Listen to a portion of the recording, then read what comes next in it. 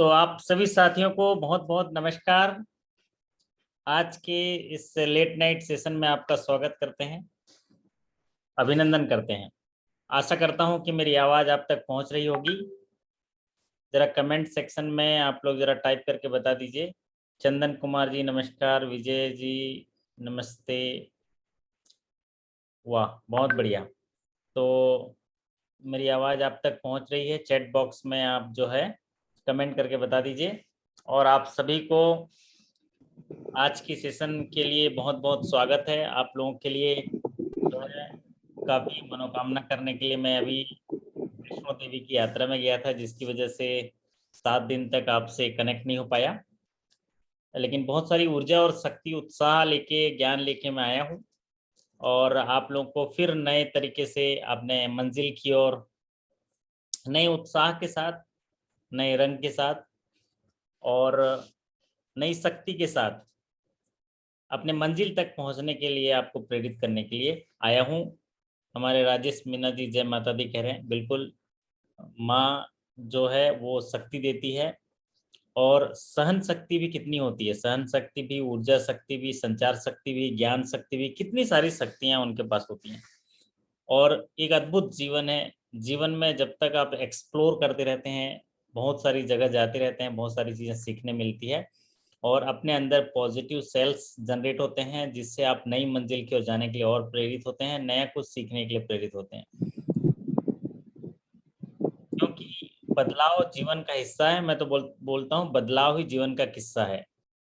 तो बदलते परिवेश में आपको भी अपने आप में बदलाव करने चाहिए और जीवन में अपने आप में बदलाव करने के लिए आपको नई चीज़ें सीखने की ज़रूरत है। तो आज के सेशन में हम लोग चर्चा करेंगे कुछ एक्सपेक्टेड क्वेश्चन की, जो आने वाले प्रमोशन एग्जाम में आपके लिए बहुत ही लाभप्रद होगा। और मेरी आवाज़ आप तक पहुँच रही है? हमारे राजेश मीना जी बताएंगे, है ना? मेरी आवाज़ पहुँच रही है राजेश जी आप तक? यस सर, आ रही है आवाज। चलिए बहुत बढ़िया, वाह शानदार तरीके से। तो आज के सेशन में हम लोग चर्चा करेंगे, कुछ क्वेश्चन लाया हूँ, साथ ही साथ आप लोगों से चर्चा करने के लिए भी आया हूँ कि आपकी तैयारी कैसे होनी चाहिए, कैसे आपको करना चाहिए। कुछ क्वेश्चंस ऐसे होते हैं जो आने ही आने होते हैं और लेटेस्ट बैंकिंग सिनारियो को देखते हुए आते हैं। तो उनमें देखिएगा, जो बैंक के मैनेजमेंट की डिमांड है या गवर्नमेंट की डिमांड है, वैसे सवाल तो आने ही आने हैं। जैसे सोशल सिक्योरिटी स्कीम्स है। सवाल दर सवाल अगर हम चर्चा करेंगे तो अच्छा रहेगा। तो पहला सवाल आपकी स्क्रीन पर है। पहला सवाल देखिए, जो मैंने कुछ दिन पहले आप लोगों को व्हाट्सएप में डाला था। ये सवाल जो परफॉर्मेंस लिंक स्कीम से जुड़ा हुआ है। तो पिछले पेपर टाइट में आपने देखा होगा कि एक परफॉर्मेंस लिंक्ड इंसेंटिव स्कीम्स की घोषणा की गई थी और उसको लागू किया गया था। और ये योजना जो है, जो बैंकिंग में कठिन चुनौती भरे जो इंडस्ट्री है, उस पर काम करने वाले जो भी स्टाफ, अधिकारी, कर्मचारी हैं, उनको उत्साह बढ़ाने के लिए, उनको मोरल बूस्टअप करने के लिए, जो मेहनत करते हैं उनको रिकॉग्नाइज करने के लिए ये परफॉर्मेंस लिंक्ड इंसेंटिव स्कीम, जिसको पीएलआई कहते हैं, इसकी घोषणा की गई थी, उसको लागू किया गया था। और ये as per the performance linked incentive schemes which of the following is mismatched regarding year by year growth in operating profit with the salary days payment। तो जो भी अपने बैंकर साथी हैं, नेशनलाइज बैंक्स हैं, उनके बाइपर्टाइट सेटलमेंट में ये ऑपरेटिंग प्रॉफिट से जुड़ा हुआ। एक होता है नेट प्रॉफिट, जिसमें प्रोविजंस और अदर सारी चीज़ें जब माइनस करते हैं तो वो नेट प्रॉफिट आता है। और एक होता है ऑपरेटिंग प्रॉफिट। तो जब ऑपरेटिंग प्रॉफिट के लिए कोई कर्मचारी इतना मेहनत करता है और ऑपरेटिंग प्रॉफिट में ग्रोथ आता है, पिछले साल से इस साल में जो ग्रोथ आता है, तो उस ग्रोथ के आधार पर उनको एक इंसेंटिव स्कीम्स किया गया ताकि उनका उत्साहवर्धन हो। तो मयंक जी सादर नमस्कार कर रहे हैं सभी को। संजीव त्रिपाठी जी जय माता दी कर रहे हैं। तो बिल्कुल सभी साथियों को आपकी आवाज़ जो है पहुंच गई होगी। तो ये जो इंसेंटिव स्कीम्स है, जिसको पीएलआई कहते हैं, ये अगर आपका ऑपरेटिंग प्रॉफिट है, ऑपरेटिंग प्रॉफिट का ये मतलब है कि अगर भले ही आपकी बैंक लॉस में हो, क्योंकि लॉस क्यों होता है? जब प्रॉफिट कमाते हैं उसके बाद आपको जो रिस्क मैनेजमेंट के लिए प्रोविजन करना पड़ता है, आईरेक नॉर्म्स के लिए प्रोविजन करना पड़ता है, फ्रॉड के लिए प्रोविजन करना पड़ता है। अब कोई साथी जरा यहाँ कमेंट करके बताइए फ्रॉड के लिए कितना प्रोविजन करता है, चैट बॉक्स में टाइप करके बताइए। अगर आपको कोई नॉन बोरेबल फ्रॉड हो गया, फ्रॉड डिक्लेयर कर दिया आपने, तो उसके लिए कितना प्रोविजन करना है, एक बोरेबल फ्रॉड के लिए कितना प्रोविजन करना है, तो ये परसेंटेज यहाँ पर जरा टाइप करके बता दीजिए। तो इन सब के लिए जब प्रोविजन करते हैं वो बचा, फिर उसके बाद नेट प्रॉफिट आता है। तो कई बैंकों का लॉस भी आता है, लेकिन जो परफॉर्मेंस लिंक्ड इंसेंटिव स्कीम्स है वो जो है ऑपरेटिंग प्रॉफिट से जुड़ा हुआ होता है। अगर आपके बैंक का ऑपरेटिंग प्रॉफिट 5% तक है तो कोई भी दिन का सैलरी पेमेंट डेज नहीं मिलेगा। अगर ऑपरेटिंग प्रॉफिट 5% से ज़्यादा और 10% तक है तो 5 दिन का सैलरी जो है क्रेडिट हो जाएगा। और अगर 10% से ज़्यादा और 15% तक का है तो 10 डेज का सैलरी, और 15% से ज़्यादा है और तो आपका 15 दिन की सैलरी, और 25% ज़्यादा है तो 21 दिन की सैलरी।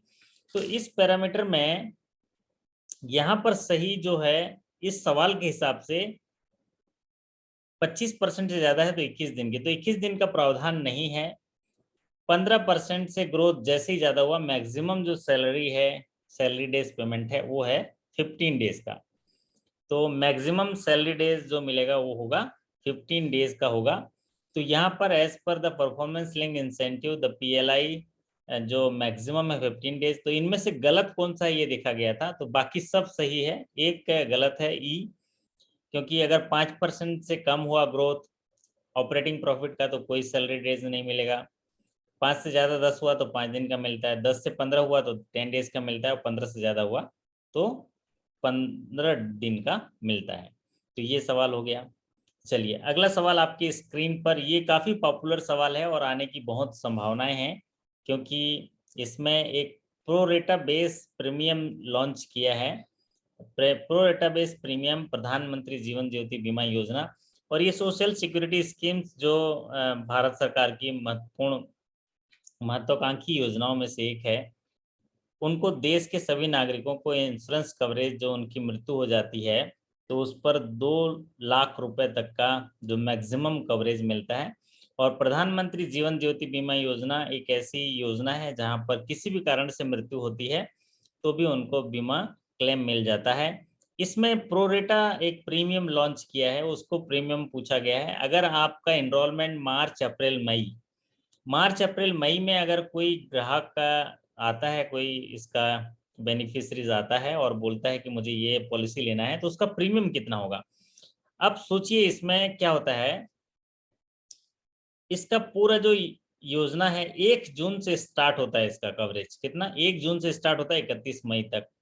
तो अगर कोई 31 मई से पहले प्रीमियम दे दिया तो वहां पर 1 जून से स्टार्ट होगा, लेकिन अब इसके बाद एक मौका ये दिया गया कि मान लीजिए जून जुलाई अगस्त में आता है कोई, या मार्च अप्रैल मई में आता है और ज्वाइन करना चाहता है, तो उसको कितना प्रीमियम देना पड़ेगा। तो इसी कड़ी में ये सवाल पूछा गया कि मार्च अप्रैल मई में अगर कोई इसको शुरू करता है तो 31 मई को तो आपको समझो खत्म हो जाएगा। तो अगर उस क्वार्टर के लिए लेने आता है मार्च अप्रैल मई के लिए, तो उसका प्रीमियम कितना होगा। तमाम साथी जो हैं, सौरभ जी सब बढ़िया तरीके से दे रहे हैं जवाब। इसका होगा कितना 86 होगा। तो अब क्वार्टर वाइज 86 होगा, साल भर का 330 होता है। और ये जिस मंथ के लिए बोला गया है, अगर जून जुलाई अगस्त में आता है तो 258 रुपये, अगर सितंबर अक्टूबर नवंबर में आता है तो आपका इस तरह से क्वार्टर वाइज जो है आपका चेंज होता है। और आपका जुलाई अगस्त सितंबर आता है, अक्टूबर नवंबर दिसंबर आता है, ये जनवरी फरवरी मार्च आता है। तो इस तरह के जो क्वार्टर वाइज होंगे उस कवरेज के लिए, तो उसमें 86%, यहाँ मार्च अप्रैल मई के लिए पूछा गया इसलिए 86 रुपीज़ आएगा। चलिए अब बात करते हैं अगले सवाल पर। अगला सवाल आपके स्क्रीन पर इस प्रकार है, what is the minimum capital CRAR, जिसको capital to risk weighted asset ratio कहते हैं, what is the minimum CRAR as per Basel 3 is. Basel 3 एक जोखिम प्रबंधन जो आपकी बैंक में एक पॉलिसी होती है, जिसके तहत बैंकों को मजबूत करने के लिए बैंक जो भी व्यापार करता है उसमें जोखिम होता है, और उस जोखिम को सहने के लिए उस जोखिम को सहन करने के लिए, उस जोखिम के बाद भी बैंक को ग्रो करने के लिए, या लोगों का जो पैसा रखा हुआ है उनके लिए भरोसा दिलाने के लिए एक पूंजी पर्याप्तता अनुपात की घोषणा की गई है बेसल 3 के अनुसार। और इस बेसल 3 का जो इम्प्लीमेंटेशन है वो जनवरी 2023 से होगा। और इसमें जो है minimum capital as per Basel 3 क्या रखा गया है, वो रखा गया है आपका 11.50%। तो जो बेसल 3 के अनुसार जो मिनिमम कैपिटल है वो रखा गया है कितना, 11.50%, जिसका फुल इम्प्लीमेंटेशन होगा जनवरी 2023 से। तो जनवरी 2023 से इसका फुल इम्प्लीमेंटेशन होगा। जो 9% यहाँ लिख रहे हैं, 9% कैपिटल है और 2.5% कैपिटल कंजर्वेटिव बफर है। तो दोनों मिला के मिनिमम CRAR शुड बी 11.50% है। तो कई सारे बैंकें देखे होंगे, अभी बैलेंस शीट जब हम चर्चा करते हैं तो उस बैलेंस शीट में अभी से ही इससे ज़्यादा मेंटेन कर रहे हैं। बफर काउंट करेंगे क्या? यस करेंगे। इसमें minimum CRAR as per Basel 3 की बात आती है, इसके ट्रांच में इसके इम्प्लीमेंटेशन की बात कही गई है। और इसका कोविड की वजह से बहुत सारे चेंजेस हुए इसमें। कभी सितंबर 2021 हुआ, फिर मार्च हुआ, है ना, 20 में भी बहुत सारे चेंजेस हुए थे। लेकिन फाइनल इम्प्लीमेंटेशन के लिए RBI ने जो समय दिया वो है मिनिमम कैपिटल के लिए, रिक्वायरमेंट के लिए minimum capital to risk weighted asset ratio 11.50, वो है जनवरी 2023। 1 जनवरी 2023 से इसको लागू किया जाएगा। अब इसमें जो बेसल 3 के 3 पिलर होते हैं, जो पहला पिलर होता है enhance minimum capital liquidity requirement, दूसरा पिलर होता है इनहांस सुपरवाइजरी रिव्यू प्रोसेस, और तीसरा पिलर होता है मार्केट डिसिप्लिन। पहला पिलर होता है बैंकों के पास जो जोखिम होता है, कितना तरह के जोखिम होते हैं, क्रेडिट रिस्क होता है, ऑपरेशनल रिस्क होता है ना, मार्केट रिस्क होता है। ये सारे रिस्क के लिए जो है एक कैपिटल रिक्वायरमेंट होना चाहिए। दूसरा पिलर जो होता है वो सुपरवाइजरी रिव्यू, जिसमें RBI जो सुपरवाइजरी करता है, PCA लगाता है, उनमें जो बैंकों की कड़ी निगरानी करता है, उनके लिए फ्रेमवर्क बनाता है, उनको मैनेज करता है उनको कंट्रोल करता है। और तीसरा बात है जो रिस्क डिस्क्लोजर या मार्केट डिसिप्लिन, जैसे आपका ऑडिट होता है ना, अभी मार्च में ऑडिट हुआ है, वो किस लिए, वो तीसरे पिलर में आता है, ताकि आपकी बैलेंस शीट सही तरीके से पारदर्शी तरीके से दिखाया गया हो, ताकि पब्लिक को पता हो कि भाई आपके बैंक में सारी चीजें उनको दिख रहा हो। तो ये होते हैं 3 पिलर बेसल के होते हैं। कई बार ये पिलर के बारे में भी सवाल पूछ देते हैं। तो अभी ज्यादातर CRAR होगा, क्योंकि अभी जो है इसको लागू करने की बात कही जा रही है, इसलिए इम्पोर्टेंट आपके लिए है। चलिए अब बात करते हैं अगले सवाल पर। अगला सवाल, और ये सवाल जो है लार्ज एक्सपोजर, जो इस बार मार्च में जो क्लोजिंग हुआ ना, उस समय से ये जो है काफ़ी इम्पोर्टेंट हो गया है कि लार्ज एक्सपोजर के बारे में जो आप देखे होंगे, आप जब मार्च में चार्टेड अकाउंटेंट आए होंगे, स्टेचुटरी सेंट्रल ऑडिटर या स्टेचुटरी ब्रांच ऑडिटर आए होंगे, वो एक तो LFAR फिलअप करते हैं। LFAR फिलअप करते हैं। LFAR में 2 तरह के हिस्से होते हैं, एक होता है जो लार्ज बॉरोवर होते हैं, लार्ज एक्सपोजर, और एक होता है आपका जो 10 लाख से ऊपर, तो जो अदर देन लार्ज बॉरोवर होते हैं। ऐसे लार्ज बॉरोवर के एक एक अकाउंट की जांच उनके द्वारा की जाती है, और उनमें कोई अनियमितताएं तो उनको रिपोर्ट की जाती है। तो लार्ज एक्सपोजर फ्रेमवर्क के बारे में जो है आपको थोड़ी स्टडी करके जानी है। लार्ज फ्रेमवर्क के लिए ये सवाल जो आपके स्क्रीन में सवाल को मैं पढ़ दे रहा हूँ, फिर उसके बारे में समझा दूंगा। Under large exposure framework, maximum exposure which bank can take to the single counterparty is how much %, and the board of the director can further allow up to how much over the above the stipulated limit। यहाँ पर ये सवाल पूछा गया है कि large exposure जो होंगे, सिंगल बोरोवर, बैंक जो है अपने कैपिटल का कितना % जो है उनको मैक्सिमम फाइनेंस कर सकती है, एक्सपोजर कर सकती है। अब यहाँ पर समझते हैं कि लार्ज बोरोवर जो है होता कौन है।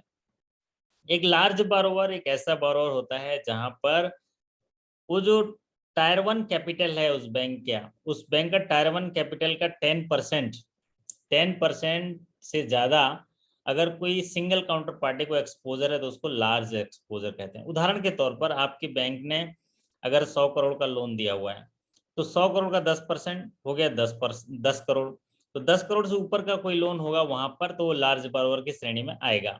तो कहने का तात्पर्य जो लार्ज एक्सपोजर हैं उनके कैपिटल ऑफ द उनके 10% से ज्यादा का अगर एक्सपोजर है सिंगल काउंटर पार्टी को तो उसको लार्ज बारोवर कहते हैं। और ऐसे जो लार्ज बारोवर हैं उनके लिए एक लिमिट दिया गया है, स्टिपुलेटेड लिमिट दिया गया है मैक्सिमम एक्सपोजर के लिए, और वो एक्सपोजर होगा आपका 20%, सिंगल काउंटर पार्टी को 20%, और अगर बोर्ड ऑफ डायरेक्टर चाहे तो 5% बढ़ा सकता है। तो इसका आंसर होगा सी, सिंगल काउंटर पार्टी को 20% लार्ज बारोवर के केस में, और बोर्ड ऑफ डायरेक्टर चाहे तो 5% इसको बढ़ा सकता है, ये लार्ज बारोवर के केस में। अब बात करते हैं अगला सवाल। आपकी स्क्रीन पर ये सवाल अभी काफी पिछले साल से पूछा जा रहा है। Forensic audit is to be conducted for above how much rupees of advances. ऐसे एडवांसेस जहां पर फॉरेंसिक ऑडिट की जरूरत होती है। बहुत सारे ऑडिट होते हैं, जैसे क्रेडिट ऑडिट हो गया, लीगल ऑडिट हो गया, है ना, वेटिंग ऑफ डॉक्यूमेंट्स होंगे, स्टॉक ऑडिट हो गए, ये सब के लिए थ्रेशोल्ड लिमिट होता है। तो थ्रेशोल्ड लिमिट पूछा गया, फॉरेंसिक ऑडिट कराना पड़ेगा अगर कंडक्ट करेंगे, अगर एडवांसेस जो हैं कितने करोड़ से ऊपर हों, फॉरेंसिक ऑडिट कराई जाती है। और ये ऑप्शन दिया है 1 करोड़, 5 करोड़, 10 करोड़, 25 करोड़ और 50 करोड़।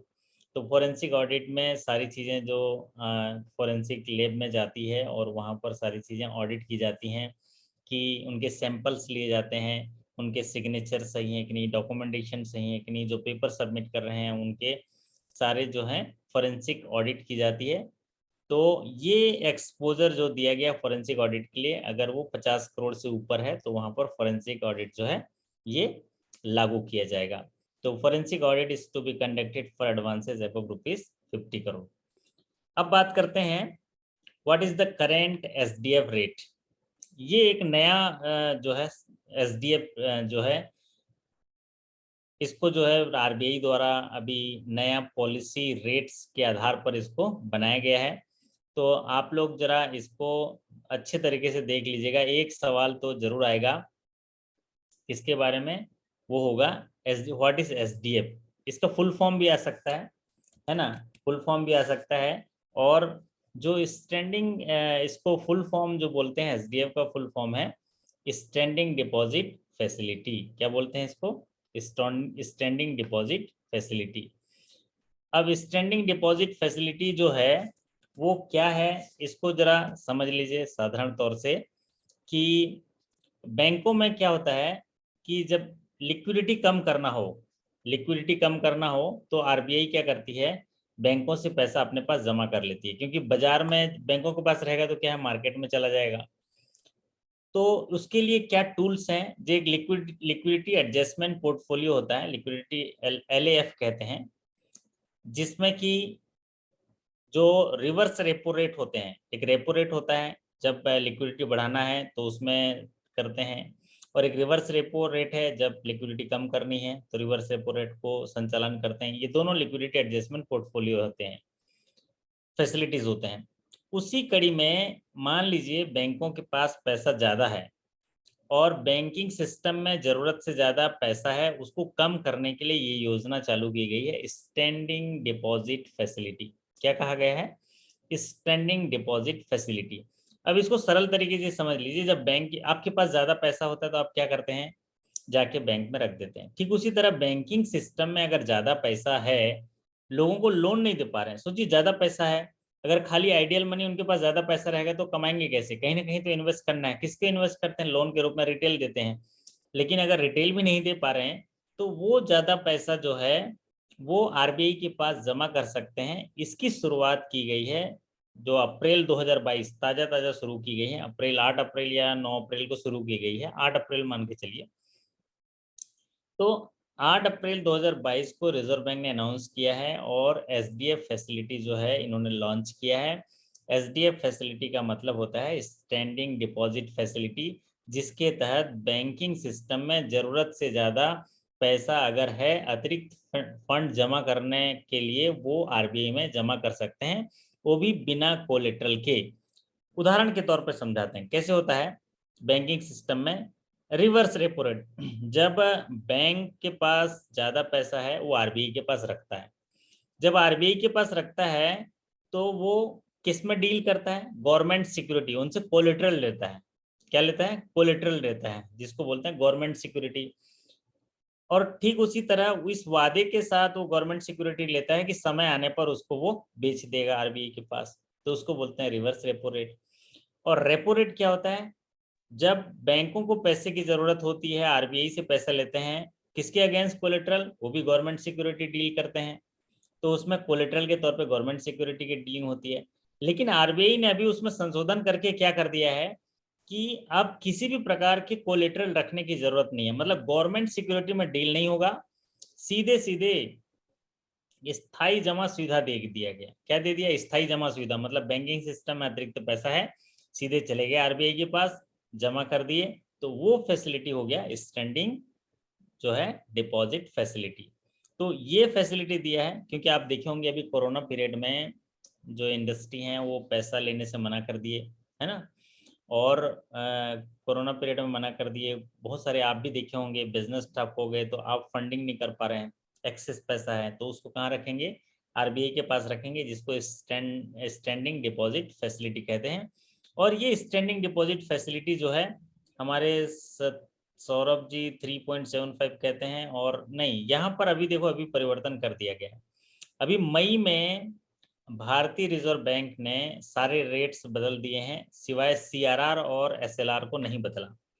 जो कैश रिजर्व रेशियो, दो रेशियो होते हैं आरबीआई में, एक होता है देखिए पॉलिसी रेशियो, पॉलिसी रेट्स बोलते हैं, और एक होता है रिजर्व रेट्स, जिसको बोलते हैं रिजर्व रेशियो। तो रिजर्व रेशियो में क्या क्या आते हैं, एक सीआरआर आता है और एक एसएलआर आता है। क्या आता है, एक सीआरआर आता है, एक एसएलआर आता है। और पॉलिसी रेट्स में क्या आते हैं, पॉलिसी रेट में अभी देखिए repo rate, reverse repo rate, marginal standing facility, अब तो standard deposit facility, bank rate, ये याद हो गया आपको। रिजर्व बैंक ऑफ इंडिया के जो रेट्स होते हैं वो दो तरह के रेट्स होते हैं, एक होता है पॉलिसी रेट्स, एक होता है रिजर्व रेट्स। रिजर्व रेट्स क्या है, जो सीआरआर है और एसएलआर है। सीआरआर क्या है, कैश रिजर्व रेशियो, बैंकों को जो बिजनेस करते हैं, बैंक का कोर बिजनेस क्या है, डिपॉजिट लेना और लोन देना, लेकिन जो बैंकों के जो लोन देते हैं, तो वो लोन देने से पहले आरबीआई कहती है कि आप अपने net demand and time liability का, net demand and time liability का कुछ हिस्सा जो है कैश के रूप में रिजर्व बैंक में रखिए, जिस पर हम ब्याज नहीं देंगे। ठीक उसी तरह एसएलआर क्या होता है कि बैंकों को लोन देने से पहले कुछ हिस्सा जो है वो गवर्नमेंट सिक्योरिटी गोल्ड के रूप में, कैश के रूप में रखेंगे, उसको बोलते हैं एसएलआर।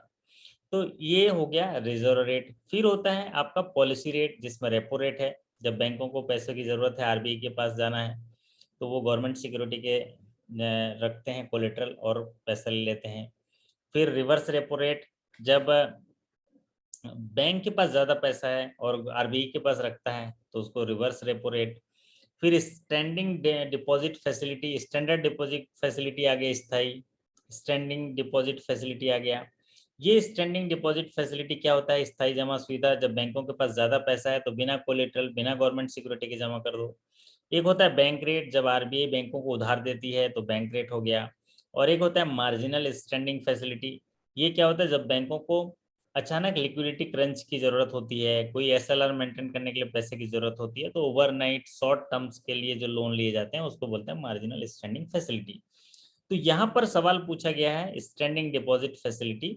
तो जो स्टैंडिंग डिपॉजिट फैसिलिटी है, जैसे कि आप लोगों ने अभी अभी हम लोग जो है यहाँ पर पढ़े भी हैं कि स्टैंडिंग जो डिपॉजिट फैसिलिटी आरबीआई ने चालू किया, वो एक ऐसी फैसिलिटी है, it is a floor of A liquidity adjustment facility corridor replacing the fixed reserve ratio, that is the reverse repo rate. It is a monetary policy instrument to absorb the liquidity without any collateral. Without any collateral means not dealing with the government security, and bank can deposit their excess money in the system to RBI as SDF, that is standing deposit facility. It is stand currently the following feature, क्या feature है ये, liquidity adjustment facility corridor का एक गुणक है, एक उसी का ही एक पैरामीटर है जिसके तहत लिक्विडिटी को बाजार से एब्जॉर्ब करने के लिए आरबीआई ने चालू किया है। तो ये हो गया। अभी जो मई में जो रेट्स हुए हैं, मई में रेट चेंज हुए हैं, तो वो रेट जो है आपके स्क्रीन पर देख सकते हैं। जो करंट रेट चेंज हुए हैं मई में, पॉलिसी के रेट देखेंगे तो repo rate 4.40%, standing deposit facility rate जो अभी हमने अभी पढ़ा, स्टैंडिंग डिपॉजिट फैसिलिटी रेट 4.15%। तो रेपो रेट क्या है? रेपो रेट जब बैंकों को पैसे की जरूरत होती है तो वो रिजर्व बैंक के पास जाते हैं कि हमको पैसे दे दीजिए, रेपो रेट। तो रिजर्व बैंक जो रेट लगाता है वो होता है रेपो रेट। अब ये जो डीलिंग होती है ये गवर्नमेंट सिक्योरिटी के आधार पर कोलेटरल के तौर पर रखे जाते हैं, गवर्नमेंट सिक्योरिटी जारी किए जाते हैं और इस वादे के साथ समय आने पर उसको वापस खरीद लेंगे। इसको बोलते हैं रेपो रेट। मतलब बैंकों को पैसे की जरूरत है, आरबीआई से पैसे लेते हैं, बैंक के पास पैसा आता है, जब बैंक के पास पैसा आएगा तो पब्लिक के पास पैसा आएगा, मार्केट में पैसा आएगा। तो रेपो रेट 4.40%। दूसरा है standing deposit facility rate. Standing deposit facility rate एक ऐसा रेट है कि अगर बैंकों के पास ज्यादा पैसा है, जब बैंकों के पास ज्यादा पैसा है तो आरबीआई ने फैसिलिटी दी है स्टैंडिंग डिपॉजिट फैसिलिटी कि भैया आप आइए 4.15% में हमारे पास रख दीजिए, हम आपको इंटरेस्ट देंगे, आप आपको जो है रेट देंगे 4.15% उस पैसे पर। तो अब क्या है, जैसे बैंकों के पास ज्यादा पैसा है तो बैंक अगर मान लीजिए पब्लिक को नहीं दे पा रही है, अपने पास रखेगी तो नुकसान होगा। तो वहां पर वो स्टैंडिंग डिपॉजिट फैसिलिटी रेट के तहत 4.15 जमा कर देंगे आरबीआई के पास, बिना कोलेटरल की डीलिंग के साथ। कोई कोलेटरल नहीं, गवर्नमेंट सिक्योरिटी की डीलिंग नहीं होगी। मार्जिनल स्टैंडिंग फैसिलिटी रेट एक ऐसा रेट है कि जब बैंकों को तत्कालिक पैसे की जरूरत हो गई, लिक्विडिटी क्रंच हो गया, सपोज सीआरआर मेंटेन नहीं कर पा रहे हैं, एसएलआर मेंटेन नहीं कर पा रहे हैं, तो ऐसी चीजों के लिए पैसे रखने के लिए जो जरूरत होती है शॉर्ट टर्म के लिए या ओवरनाइट बोरोइंग कहते हैं, ऐसे चीजों की जरूरत होती है, तो उसको बोलते हैं मार्जिनल स्टैंडिंग फैसिलिटी। और इसका रेट देखिए कितना हाई है, 4.65%, 4.65% है। तो यहाँ पर जो है वो आपका मार्जिनल स्टैंडिंग फैसिलिटी 4.65। अब बैंक रेट की बात करें तो बैंक रेट जो है वो 4.65% है। 4.65% जो बैंक रेट है, बैंक रेट मतलब आरबीआई जिस दर पर बैंकों को उधार देती है वो होता है 4.65%। और अभी सारे जो लोन्स हैं वो रेपो रेट से लिंक्ड हैं। रिटेल में हमारे एक साथी नरेंद्र कुमार जी कह रहे हैं कि सीआरआर चेंज हो गया 4.5। तो सीआरआर कब चेंज हो गया? सीआरआर जरा नरेंद्र जी बता दीजिए कि सीआरआर जो है करंट कब चेंज हो गया, करंट रेट सीआरआर। तो सीआरआर जो चेंज हो गया ये साथी हमारे बता रहे हैं, उनको भी देख लेते हैं हम लोग। सर अभी चेंज हुआ जल्दी। हाँ अभी चेंज हुआ है, सीआरआर 4% से 4.50% हो गया है।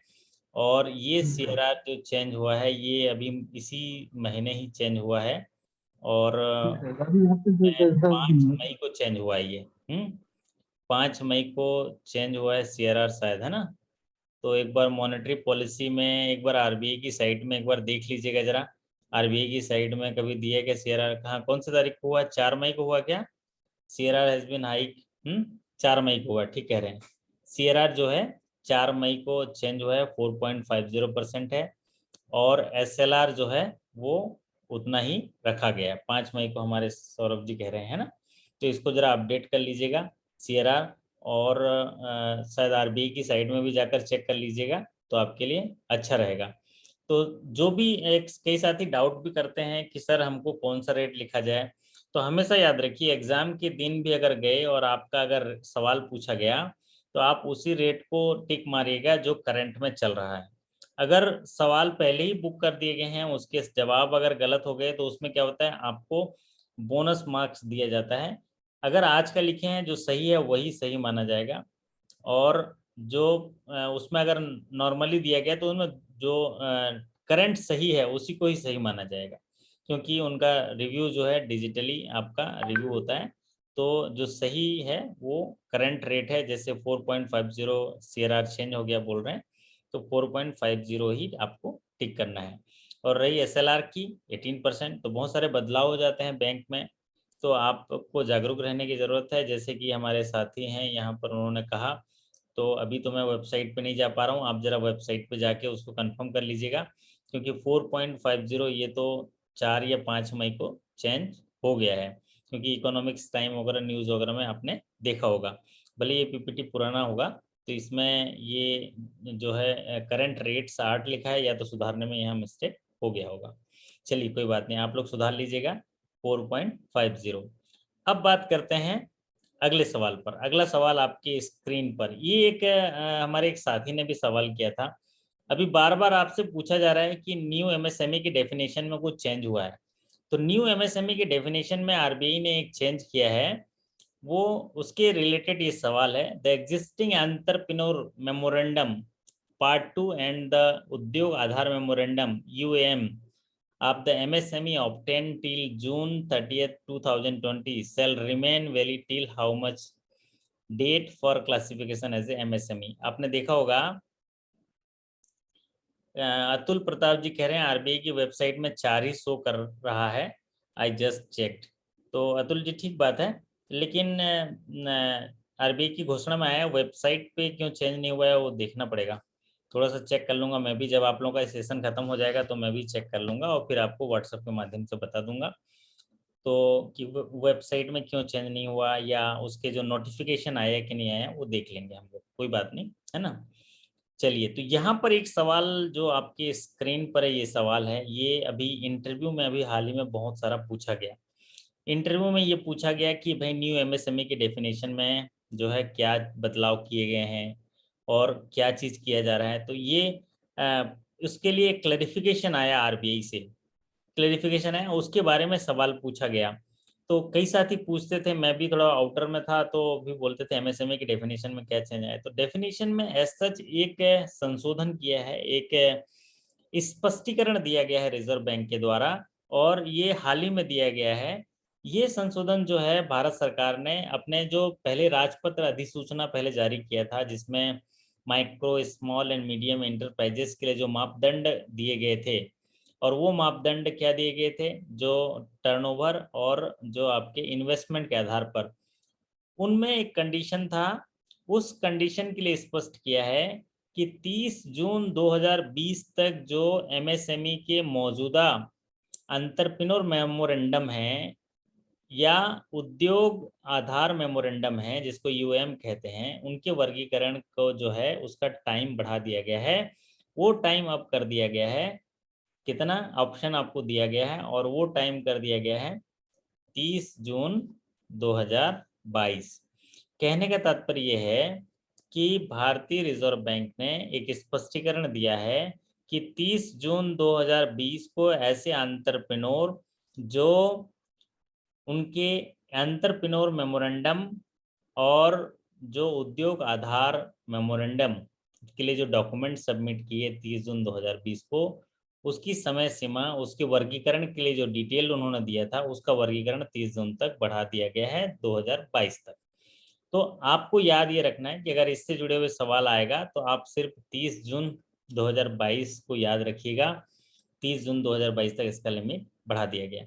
आपको याद होगा जून 2020 मार्च 2020 में कोरोना आया था, तो उस समय तक जो क्लासिफिकेशन के लिए एंटरप्रेन्योर मेमोरेंडम और उद्योग आधार मेमोरेंडम में जो डिक्लेरेशन दिए गए थे, जो उनमें डॉक्यूमेंट सबमिट किए गए थे, उनके आधार पर MSME का वर्गीकरण किया गया था।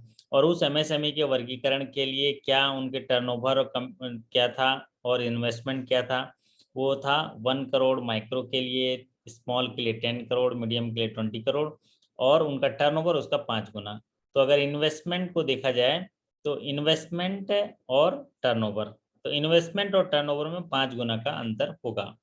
तो न्यू क्लासिफिकेशन किया गया था। अब इसके लिए आधार रजिस्ट्रेशन जो आपका था, उद्योग आधार रजिस्ट्रेशन, वो मैंडेटरी किया था। फिर एंटरप्रेन्योर मेमोरेंडम पार्ट 2 मैंडेटरी किया गया था। तो इसके आधार पर कैपिटल, जो इन्वेस्टमेंट और टर्नओवर, इनके क्लासिफिकेशन के लिए नए MSME की डेफिनेशन किए गए थे, उसी का ही क्लियरिफिकेशन किया गया, जिसको बार बार अभी इंटरव्यू में पूछा जा रहा है कि भाई क्या कुछ डेफिनेशन में कुछ बदलाव आया है, क्या चीज़ है। तो आप बताइएगा सर, जो दस्तावेज 30 जून 2020 तक एंटरप्रेन्योर मेमोरेंडम और उद्योग आधार मेमोरेंडम में जो एंटरप्रेन्योर या एंटिटीज द्वारा जमा किया गया था उसकी वैलिडिटी 30 जून 2020 जो जमा किए थे उनको बढ़ा के 30 जून 2022 कर दिया गया है। तो ये क्लैरिफिकेशन था आरबीआई के माध्यम से अभी हाल ही में किया गया। अब बढ़ते हैं अगले सवाल पर। अगला सवाल आपकी स्क्रीन पर है। ये सवाल है एजुकेशन सब्सिडी से जुड़ा हुआ है। In doctor Ambedkar interest subsidy scheme is available for the EBC family income for higher education. अगर कोई इकोनॉमिकली बैकवर्ड क्लास के परिवार का बच्चा हायर एजुकेशन के लिए एजुकेशन लोन लेके पढ़ने जा रहा है तो जो इंटरेस्ट सब्सिडी स्कीम है वो अवेलेबल होगा। कितने रुपए के फैमिली इनकम होगा तो उसकी बात कही गई है। तो सौरभ जी यहाँ लिखते हैं 6 लाख, लेकिन 6 लाख जो है वो होता है पढ़ो परदेश। क्या है वो? पढ़ो परदेश। पढ़ो परदेश देखिए ये भी विदेश जाने के लिए है। डॉक्टर अंबेडकर हायर एजुकेशन में विदेश जाने के लिए ये डॉक्टर अंबेडकर योजना रखी गई है। दूसरा जो आप पढ़ो परदेश भी हो गया माइनॉरिटी कम्युनिटी के लिए, लेकिन यहाँ पर इकोनॉमिकली बैकवर्ड क्लास के लिए दिया गया है और ये होगा 8 लाख। कितना होगा? 8 लाख है। अगर यहाँ पर ओबीसी भी होता तो भी उसको क्रीमी के साथ इनकम के साथ जुड़ा गया है, तो दोनों ही 8 लाख होगा। अब बात करते हैं अगले सवाल पर। अगला सवाल आपकी स्क्रीन पर ये देखिए, what is the maximum amount of subsidy in education loan under NCGTC scheme. जो एनसीजीटीसी गारंटी स्कीम्स है, एक्चुअल में ये गारंटी स्कीम इसलिए दी जाती है क्योंकि ऐसे होनहार छात्र जिनके पास कोई कोलेटरल नहीं होता है और बिना कोलेटरल के वो लोन लेना चाहते हैं बैंक से, तो उनके कितना मैक्सिमम जो लोन दिया जाएगा वो बात कही गई है और उसकी गारंटी एनसीजीटीसी स्कीम्स के तहत की जाती है। तो उसमें जो मैक्सिमम लोन पूछा गया ये है मैक्सिमम लोन 7.5 लाख। कितना है? 7.5 लैक्स। और इसमें दो चीजें होती हैं, एक पूछा जाता है इसमें कितना परसेंटेज कवरेज होगा, वो होगा 75% कवरेज होगा और maximum loan will be 7.5 lakhs. अब बढ़ते हैं अगले सवाल पर। अगला सवाल ये भी बहुत ही पॉपुलर तरीके से पूछा जा रहा है और इम्पोर्टेंट भी है बैंकों के लिए। Deposits which are not claimed for how many years are required to be transferred by the bank to RBI। जैसे डिपॉजिट जिनको कितने सालों तक क्लेम नहीं किया जाता है तो इसको आरबीआई भेजा जाता है। अब देखिए ऐसे जो डिपॉजिट हैं वो इस सवाल क्यों इसलिए पूछा जाता है ताकि आपको आगाह कर सकें कि भैया आपके ब्रांच में जाके देखो ऐसे कौन से डिपॉजिट हैं जो 10 साल से ज़्यादा क्लेम नहीं किए गए हैं, तो उनको रोको, उनको एक्टिवेट कराओ, नहीं तो आरबीआई के पास चला जाएगा। और एक बार आरबीआई के पास चला गया ऐसे कितने करोड़ों डिपॉजिट चले जाते हैं। तो ये है 10 साल तक। तो 2 साल तक अगर ऑपरेटिव नहीं हुए हैं तो वो इनऑपरेटिव हो जाता है। अगर 7 साल तक मिसिंग है तो मिसिंग पर्सन कहलाता है और अगर 10 साल तक का अनक्लेम्ड है तो वो आरबीआई को चला जाता है। तो ये 10 सवाल थे शॉर्ट में, बहुत सरल तरीके से स्टार्टअप किए हैं। कल से हम थोड़ा ज़्यादा सवाल करेंगे और जिंदगी भी खेलती उसी के साथ है जो खिलाड़ी बेहतरीन होता है। दर्द सबके एक जैसे हैं मगर हौसले सबके